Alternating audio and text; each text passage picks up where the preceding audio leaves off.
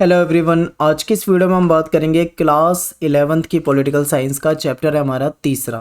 प्यारे बच्चे, आज की इस वीडियो में हम इसके एमसीक्यू क्वेश्चन करने वाले हैं। ठीक है, इसके चैप्टर की जो एक्सप्लेनेशन वाली वीडियो वो ऑलरेडी हमने बनाई हुई है।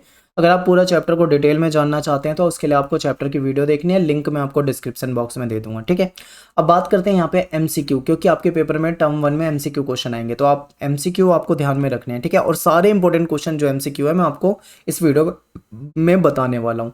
और इसके नोट्स जो है आपको लिंक दे दिया जाएगा नोट्स का, तो आप हमारे टेलीग्राम ग्रुप में अगर हैं तो वहाँ पे आपको मिल जाएगा। नहीं, अगर आप नहीं है तो आप ज्वाइन कर लो। क्या करना है, आपको टेलीग्राम ऐप में जाना है और सर्च में आपको जाके टाइप करना है क्लास 11 ESP।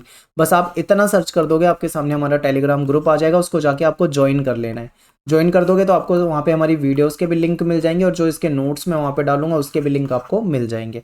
शुरू करते हैं बच्चे आज की वीडियो और पहला क्वेश्चन देखते हैं। देखिए, कोई फैसला लेने में सभी नागरिक प्रत्यक्ष रूप से भाग नहीं ले सकते, इसलिए अपने प्रतिनिधियों को चुनने के लिए डैश की आवश्यकता होती है। ठीक है, देखिए कोई देश है, बहुत सारे वहाँ पे लोग रहते हैं, लाखों करोड़ों की जनसंख्या है, तो किसी फैसले में लाखों करोड़ों लोग शामिल नहीं हो सकते। ऐसे में क्या करते हैं, वो अपने लोगों को चुनकर यानी अपने प्रतिनिधियों को चुनते हैं और उसको आगे भेज देते हैं। ठीक है, तो उसको क्या कहा जाता है, उसके लिए मतलब किस चीज़ की जरूरत पड़ती है? ऑप्शन है सीमांकन, ऑप्शन है चुनाव, ऑप्शन है आचार संहिता या सभी। देखिए आपको पता होगा कि ये ऑप्शन तो आपके बिल्कुल गलत है, कोई मतलब ही नहीं है इनका। तो ऐसे में आपका आंसर क्या हो जाएगा? चुनाव। ऐसे में किसकी जरूरत पड़ती है? चुनाव की जरूरत पड़ती है। आई होप आपको समझ में आया होगा। पहला क्वेश्चन बहुत ही आसान था। दूसरा क्वेश्चन देखते हैं बच्चे, मुख्य चुनाव आयुक्त की नियुक्ति कौन करता है? जो मुख्य चुनाव आयुक्त है उसकी नियुक्ति कौन करता है? तो आपको पता होना चाहिए कि राष्ट्रपति के द्वारा की जाती है और मंत्री परिषद की सलाह पे की जाती है। तो ये आपके लिए बहुत ही इंपॉर्टेंट है, बहुत ज्यादा। क्वेश्चन नंबर 3 है कि चुनाव आयोग की स्थापना कब हुई? तो देखिए कई क्वेश्चन ऐसे होते हैं जिसमें आपको दिमाग लगाना है कि कहाँ पे आपको गलत करना है। जितना आपको देखो, क्वेश्चन आपके सामने है, आंसर भी आपके सामने, बस आपको पहचानना है। तो उसके लिए आपको क्या पता होना चाहिए? चुनाव आयोग। चुनाव आयोग का क्या काम होता है? आप जानते हैं, चुनाव कराना। ठीक है, और भी कई सारे काम होते हैं, आचार संहिता लागू करना, चुनाव चिन्ह वितरित करना, पार्टियों को मान्यता देना, बहुत सारे काम होते हैं, चैप्टर में डिटेल में बताएं। तो ऐसे में चुनाव आयोग का काम चुनाव कराना है। और पहले आम चुनाव कब हुए थे? 1951-52 में हुए थे, पहले जो आम चुनाव थे। तो ऐसे में आपको पता लग गया होगा कि जब हमारा देश 1945 में गुलाम था तो उस समय तो चुनाव आयोग नहीं बना होगा। तो आपको यही तो पहचानना है, 45 को कट कर दो, 47 में हमारा देश आजाद हुआ था। ठीक है, लेकिन अगस्त में आजाद हुआ था, तो ये भी आपका ऑप्शन क्या हो जाएगा? कट हो जाएगा। यानी ये दो ऑप्शन तो आपको बिल्कुल भी नहीं हो सकते। अब आपके सामने बचे हैं दो ऑप्शन, इसमें से आपको पहचानना है। तो ऐसे में आपको क्या होगा? 1950। क्यों? क्योंकि 1950 में चुनाव आयोग बना, उसने सारी तैयारी करी, तभी तो 1951-52 में पहला चुनाव करा दिया। 1955 तो नहीं लगा सकते आप। तो आपको ये ट्रिक पहचाननी होगी कि ऐसे आपको आंसर को समझना है। आगे चलते हैं क्वेश्चन नंबर 4 की तरफ। भारत के निर्वाचन आयोग यानी कि जिसको हम चुनाव आयोग कहते हैं, की सहायता करने के लिए हर राज्य में कितने मुख्य निर्वाचन अधिकारी होते हैं? तो देखिए एक मुख्य निर्वाचन अधिकारी होता है हर राज्य में, जो कि क्या करता है? चुनाव आयोग की सहायता करता है। ठीक है, अगला क्वेश्चन है कि निम्नलिखित में से कौन सा चुनाव आयोग का काम नहीं है? अब देखो कौन सा इसका कार्य नहीं है, ये पूछा है, नहीं है, इस पे ध्यान दो। देखिए चुनाव कराना ये तो उसका काम है। अगला है मतदाता सूची तैयार करवाना, ये भी चुनाव आयोग का काम है। आचार संहिता लागू करना ये भी इसका काम होता है। तो ये तीन तो सही है, लेकिन ये जो डी है ये नहीं है। यानी चुनाव में किसी राजनीतिक दल का प्रचार करना। अब राजनीतिक दल जो है उसके कार्यकर्ता होते हैं उसके प्रचार के लिए, उसके नेता होते हैं उसके प्रचार के लिए। चुनाव आयोग थोड़ी प्रचार करेगा किसी का। तो ये जो डी ऑप्शन है ये आपका गलत है, तो यही आपको पहचानना था। ठीक है, अगला है कि निम्नलिखित में से कौन सा चुनाव आयोग का कार्य है? अब देखो क्वेश्चन की लैंग्वेज देखो दोनों जगह। एक जगह पूछा था कौन सा इसका कार्य नहीं है, अब यहाँ पे मैंने क्या पूछ लिया कि कौन सा इसका कार्य है। तो क्वेश्चन को बहुत ध्यान से पढ़ना। देखिए राजनीतिक दलों को मान्यता देना क्या चुनाव आयोग का काम है? बिल्कुल होता है। अगला क्या है? राजनीतिक दलों की चुनाव चिन्ह आवंटित करना, बिल्कुल होता है इनको। और गड़बड़ी होने पे, मान लो चुनाव आयोग को ऐसा लगता है कि भाई कोई गड़बड़ी हो रही है चुनाव में, निष्पक्ष तरीके से चुनाव नहीं हो पा रहा है, तो वो उसको रद्द कर सकता है मतदान को। ठीक है, तो ये भी आपका यहाँ पे पॉइंट क्या है? बिल्कुल सही है। तो ऐसे में हमारा आंसर क्या हो जाएगा? उपरोक्त सभी। क्वेश्चन नंबर 7 देखिए, चुनाव आयोग का गठन संविधान के किस अनुच्छेद के तहत हुआ था? तो आर्टिकल 324 के तहत चुनाव आयोग का गठन। ये आपसे पेपर में बहुत ज़्यादा पूछा जा सकता है इसके, क्योंकि ये इंपॉर्टेंट क्वेश्चन है, चांस बहुत ज़्यादा है आने के। क्वेश्चन नंबर 8 है कि संविधान के किस संशोधन के तहत मतदान की जो उम्र थी वो 21 से घटा के 18 कर दी गई थी? आप सभी जानते होंगे शायद कि जब पहले मतदान की उम्र भारत में 21 वर्ष होती थी, लेकिन बाद में उसको घटा दिया गया, कम कर दिया गया और 18 वर्ष कर दिया गया। तो वो कौन से संशोधन के तहत किया गया था? तो वो 61वां संविधान संशोधन था। अब देखिए बच्चे, यहाँ पे आपसे एक और क्वेश्चन पूछ सकते हैं कि 61वां संविधान संशोधन कब आया था, कब हुआ था? तो आपको बताना है कि 1989। या फिर आपसे ऐसे भी पूछ सकते हैं कि 61वें संविधान संशोधन का संबंध किस घटना से है, किस चीज से है? तो आप बताओगे कि इसके तहत मतदान करने की आयु को 21 वर्ष से घटाकर 18 वर्ष कर दिया गया था। तो ये आपको समझ में आना चाहिए, ठीक है, क्लियर।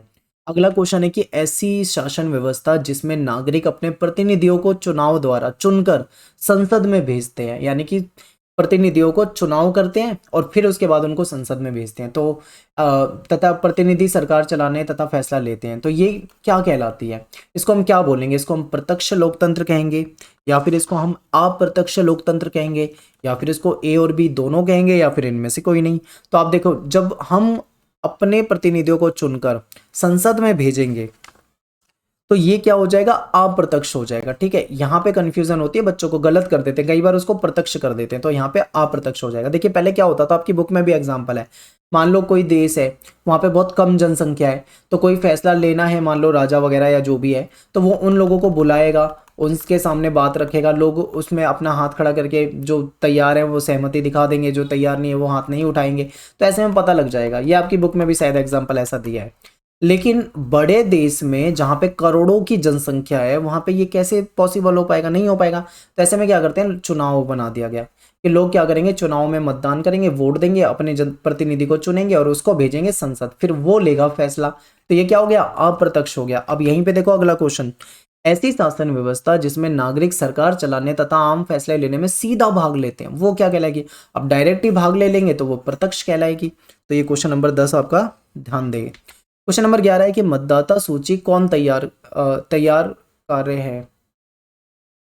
यहाँ पे थोड़ी सी टाइपिंग की मिस्टेक है। मतदाता सूची कौन तैयार करता है? यहाँ पे क्या आएगा? कौन तैयार करता है। तो मतदाता सूची कौन तैयार करेगी? भारत की सरकार? नहीं।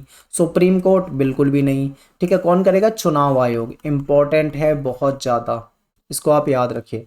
क्वेश्चन नंबर 12 देखिए, लोकसभा या विधानसभा के निश्चित 5 वर्ष के कार्यकाल के पूरा हो जाने के बाद जो चुनाव होते हैं उसको क्या कहा जाता है? आम चुनाव कहते हैं उसको, विशेष चुनाव कहते हैं, या उपचुनाव कहते हैं, या उपरोक्त सभी। देखिए उसको आम चुनाव कहा जाता है, इंपॉर्टेंट है, ठीक है।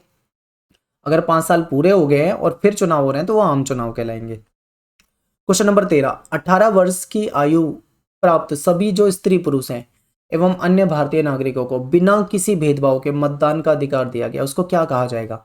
वयस्क मताधिकार या सार्वभौमिक वयस्क मताधिकार? ये आपने संविधान वाले चैप्टर में ये शब्द कई बार पढ़ा होगा, तो आपको सभी को पता होगा कि ऑप्शन बी जो है हमारा यहाँ पे करेक्ट हो जाएगा। क्वेश्चन नंबर 14 देखिए, क्वेश्चन नंबर 14 में आपसे पूछा जा रहा है कि लोकसभा या विधानसभा के चुनाव लड़ने के लिए कम से कम कितनी आयु होनी चाहिए? देखिए न्यूनतम आयु का क्राइटेरिया है, मैक्सिमम के लिए दिक्कत नहीं है, मैक्सिमम आप 30 40 50 60 जो भी हो कोई दिक्कत नहीं, लेकिन न्यूनतम एक है कि भाई इससे कम नहीं होनी चाहिए। तो वो एज क्या है?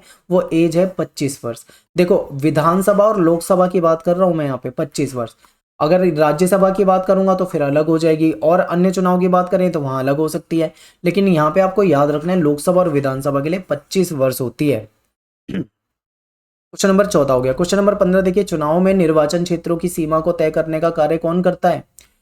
ऑप्शन में है आपके सामने, ठीक है, चुनाव आयोग, परिसीमन आयोग, योजना आयोग, नीति आयोग। देखो योजना आयोग, नीति आयोग तो बिल्कुल भी नहीं होंगे, इन दोनों में से आपका कोई एक आंसर होगा, तो कौन सा होगा आपको पता होना चाहिए, परिसीमन आयोग। ठीक है, नेक्स्ट क्वेश्चन आपके सामने है कि भारत में डैश चुनाव में एकल संक्रमण प्रणाली का प्रयोग किया जाता है। अगर आपने चैप्टर की वीडियो मेरी देखी होगी तो मैंने आपको बताया एकल संक्रमण प्रणाली क्या होती है, कैसे इसके द्वारा चुनाव होता है, किसका चुनाव होता है। अगर चैप्टर की वीडियो देखिए तो सब कुछ आपको पता होगा, नहीं देखिए तो आपको दिक्कत होगी, आप उसके लिए चैप्टर की वीडियो को देखो। ऑप्शन में है विधानसभा, लोकसभा, राज्यसभा, इनमें से कोई नहीं। देखो विधानसभा के चुनाव में हम डायरेक्ट जाते हैं और वोट देकर अपने कैंडिडेट को एमएलए बनाते हैं जिताकर, ठीक है।